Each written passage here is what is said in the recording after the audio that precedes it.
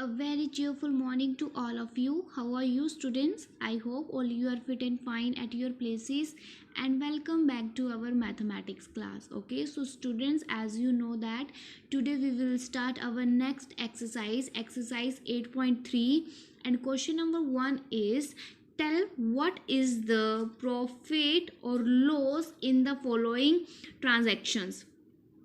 Also find profit percentage or loss percentage in each case. So what is the question? So we have 4 part in this questions. Okay, so here we can find profit or loss in these transactions. यहाँ पे कुछ transactions हो रही हैं, वहाँ पे हमें बताना है कि वहाँ पे प्रॉफिट हो रहा है या फिर लॉस हो रहा है. ठीक है. And also find the profit percentage और loss percentage in each case. जब आपके पास वहाँ पे अगर आपको पता चल जाता है कि वहाँ पे प्रॉफिट हो रहा है तो वहाँ पे प्रॉफिट परसेंटेज निकलेगा. अगर आपको पता चल रहा है कि वहाँ पे लॉस हो रहा है तो वहाँ पे लॉस परसेंटेज भी आपको निकालनी है. In both the cases you can find also the percentage. Okay, so in these questions, so some few things are very important. What is cost price, what is selling price, what is profit, what is loss, and how we will find the profit percentage or loss percentage. Okay, so we can discuss all these things before starting the questions. Okay, so firstly, what is cost price? Okay, the buying price of an item is known as its cost price. means जब भी हम कोई चीज कोई thing है market से लेते हैं यानी खरीदते हैं, उस प्राइस को बोलते हैं कोस्ट प्राइस. ठीक है. It is written in the short form, that is CP. Okay, so what is selling price means what is SP. So what is selling price? The price at which you sell is known as the selling price. means अगर कोई भी चीज आप बेच रहे हो तो उस प्राइस को आप बोलेंगे selling price. Okay, so for example, आप क्या कर रहे हो? A toy bought for ₹72 and is sold at ₹80. means to say that अगर आपने एक टॉय खरीदा है, what means buy, bought is the third form of the buy, means खरीदना. ठीक है. सो अगर आप कोई भी चीज कोई टॉय है यहाँ पे खरीद रहे हो, कितने रुपए में खरीद रहे हो आप, कितना उसका मार्केट प्राइस है, जितने में भी आपको मिला दैट इज 72. ओके, आपने एक टॉय खरीदा दैट इज 72 में खरीदा. इट मीन्स ये 72 क्या हो जाएगा आपके पास? Cost price. और इज सोल्ड एट ₹80. और आपने उसको बेच दिया, सोल्ड कर दिया. कितने में कर दिया? ₹80. अब यहां पे कुछ समझने की चीजें हैं. अब coast price of toy is ₹72 and selling price of same toy that is ₹80. Means आपने 72 रुपीज़ में खरीदा था और 80 रुपीज़ में बेच दिया. अब आप मुझे यहाँ पे बताओ कि आपको प्रॉफिट हो रहा है या फिर लॉस हो रहा है. सो ये तो हमारे पास थोड़ा सा बड़ा नंबर है. अगर हम स्मॉल नंबर ले लेते हैं, आपने एक नोटबुक खरीदी है, आपने वो नोटबुक का कॉस्ट प्राइस आपने जितने प्राइस में खरीदी 10 रुपीज़ में खरीदी आपने. ठीक है. आप कहीं और जा रहे हो, किसी और को नोटबुक की ज़्यादा नीड है तो उसने आपसे वो चीज़ वो नोटबुक आपसे मांग ली, तो आपने उसको सेल कर दी, वो बेच दी नोटबुक. ठीक है. तो उसका सेलिंग प्राइस आपने उसको दिया 15 रुपीज़. आपने कितने की ली थी? 10 की ली थी और 15 की दे दी. तो आपको यहाँ पे क्या हुआ? ऑब्वियस सी बात है, आपको यहाँ पे प्रॉफिट हुआ है. प्रॉफिट कैसे पता चलेगा हमें कितना प्रॉफिट हुआ? ये तो हमें समझ में आ गया कि प्रॉफिट हुआ है because cost price is smaller. Cost price जो है आपके पास smaller than selling price. Means selling price is greater than cost price. Selling price आपके पास ज्यादा है, ग्रेटेस्ट है as compare to cost price. So आपको यहाँ पे हो गया profit. So how we will find the profit? Profit कैसे फाइंड करेंगे? SP minus CP means selling price minus cost price. So 15 minus 10 is equals to 5. So it means आपके पास ₹5 का प्रॉफिट हुआ है. Same as in this case, आपके पास यहाँ पे क्या है? सेलिंग प्राइस ज़्यादा है कॉस्ट प्राइस से. इट मीन्स आपको यहाँ पे क्या हो रहा है? प्रॉफिट हो रहा है. सो प्रॉफिट का फॉर्मूला क्या है? कैसे हम फाइंड करेंगे?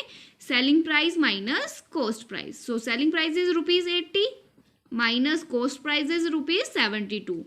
सो दैट इज इक्वल्स टू ₹8. तो यहाँ पे टॉय पे आप जो है कितना प्रॉफिट ले रहे हो? 8 का प्रॉफिट ले रहे हो। Okay, so these things are very important for these questions. So now we will find the profit percentage.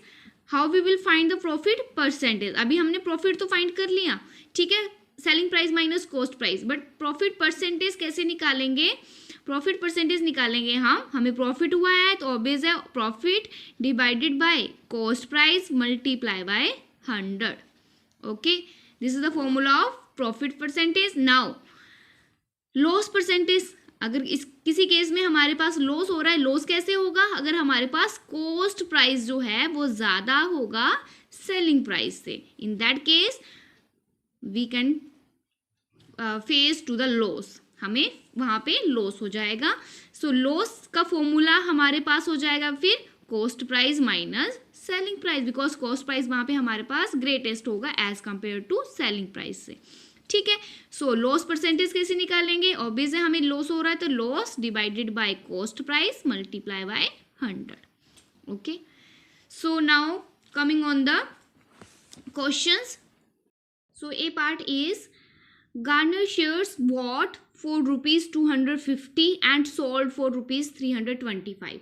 Okay, यहाँ पे किसी ने क्या किया है? गार्डन शेयर्स को वोट किया है. वोट कितने में किया उसने? रुपीज़ 250 में. एंड सोल्ड आफ्टर दैट उसने क्या किया? उसको सेल कर दिया रुपीज़ 325 में. मीन्स टू से दैट एक यहाँ पे वो जो गार्डनिंग वाली कैंची होती है, सीजर होती है, उसे बोलते हैं गार्डनर शेयर्स. उसने खरीदी है, कितने रुपये में खरीदी है? रुपीज़ 250 में, और उसको बेच दिया रुपीज़ 325 में. Means now we will firstly write the cost price and selling price of the gardener shares. Okay, so firstly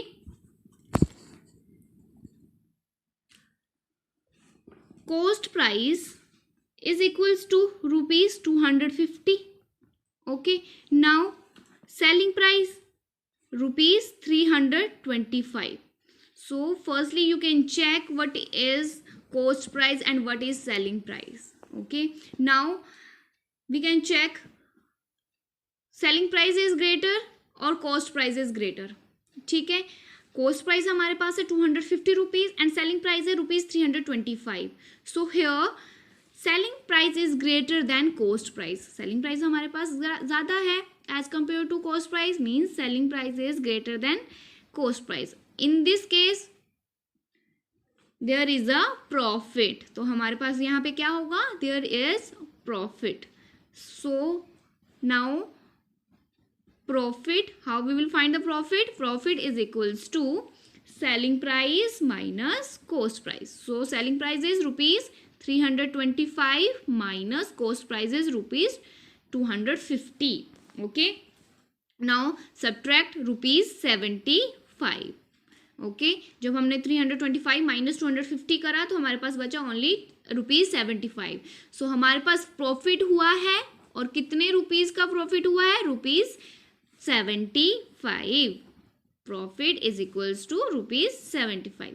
अब हमें क्वेश्चंस में बोला था कि जो भी हमारे पास होता है, प्रॉफिट होता है या लॉस होता है, उसका हमने परसेंटेज भी निकालना है. So now we can find the profit percentage.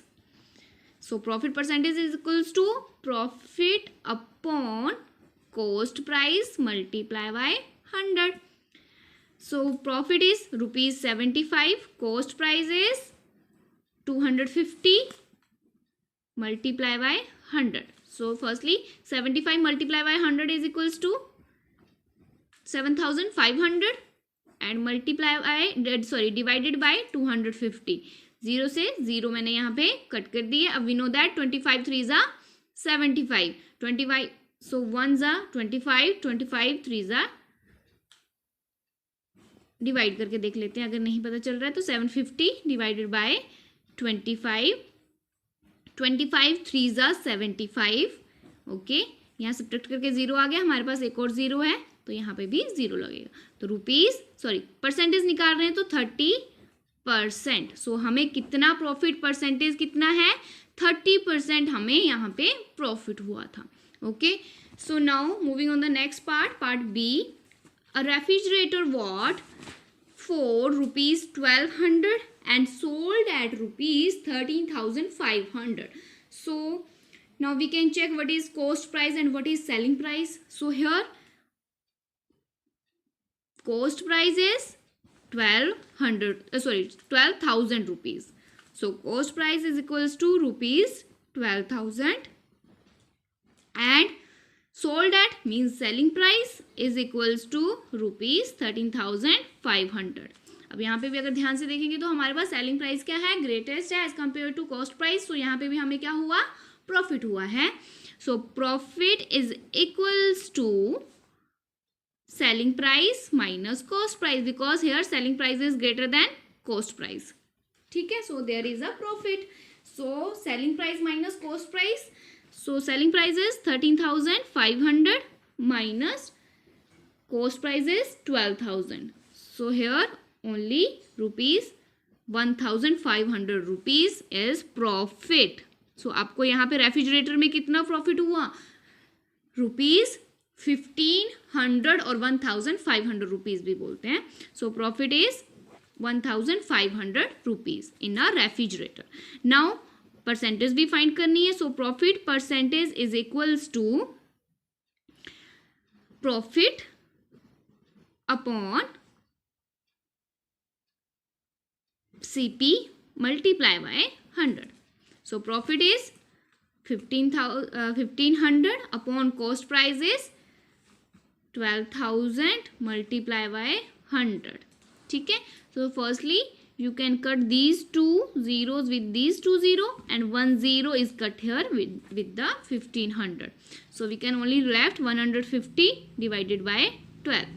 So divide करके देख लेते हैं. 150 divided by 12, 12 ones are 12, 3 left, 0, 12 twos are 6 left. सो यहाँ पे अगर हम डेसिमल लगा के 0 ले लें तो हमारे पास बन जाता है 60. सो 12 5 ज़ा 60. So percentage is 12.5%. मीन्स आपको यहाँ पे रेफ्रिजरेटर में कितना परसेंटेज प्रॉफिट हुआ है, 12.5%. Okay, so here only 2 parts is left. So you will do these left part yourself. Okay, that is your homework. Okay, so thank you, god bless you. That's all for today.